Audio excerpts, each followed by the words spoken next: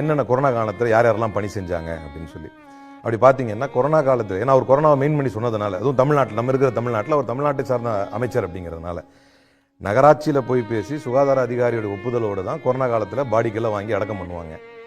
வில்லேஜாக இருந்துச்சுன்னா விஓ கிட்ட பர்மிஷன் வாங்கி அடக்கம் பண்ணுவாங்க. அது போலீஸுக்கு போய் அப்புறம் ஜிஹெச்சுக்கு போய் பாடி வரும்.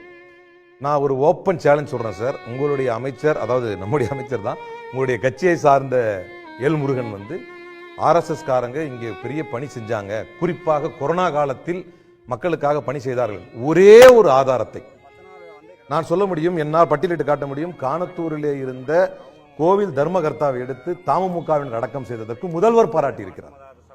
அதே மாதிரி கூடுவாஞ்சேரியிலே பாஜக பிரமுகர் இறந்த போது ஒரு சமூக ஒரு ஒற்றுமை, பாஜக பிரமுகர் இறந்த போது இறங்கி தமுக செய்ததற்கு, தாம்பரம் யாக்கூப் செய்ததற்காக அவரை வந்து பாராட்டி இருக்கிறார், முதல்வரும் பாராட்டி இருக்கிறார். ஆன் ரெக்கார்ட்ல இருக்குது. இப்படி ஆன் ரெக்கார்ட்ல பல சேவைகள் செய்த அமைப்பு அப்படின்னு சொல்லிக்கிறீங்களே, அப்படி என்ன சேவையை செஞ்சாங்க? ஆன் ரெக்கார்ட்ல ஒரு உதாரணத்தை காட்டுங்க.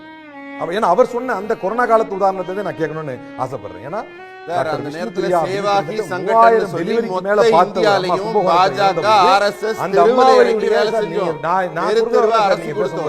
நீங்க சொல்லுங்கன்றீங்களே, இப்ப சொல்லுங்கன்னு என்ன கேக்குறீங்க?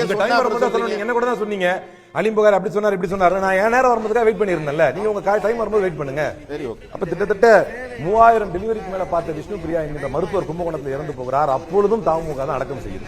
இதெல்லாம் அவர்களுடைய ட்ராக் ரெக்கார்ட் இதெல்லாம் வச்சிருக்கு. இது ஒரு சமூக சேவை அப்படின்னா இப்படி ஒரு ட்ராக் வச்சிருக்கு. இந்த மாதிரி ஒரு ட்ராக் நான் கேட்கிறேன். இந்த மாதிரி நான் இப்ப ஆர்எஸ்எஸ் வந்து குளோரிஃபை பண்ணி இல்லாத ஒன்றை பேசினார் எல் முருகன் என்பது என்னுடைய குற்றச்சாட்டு.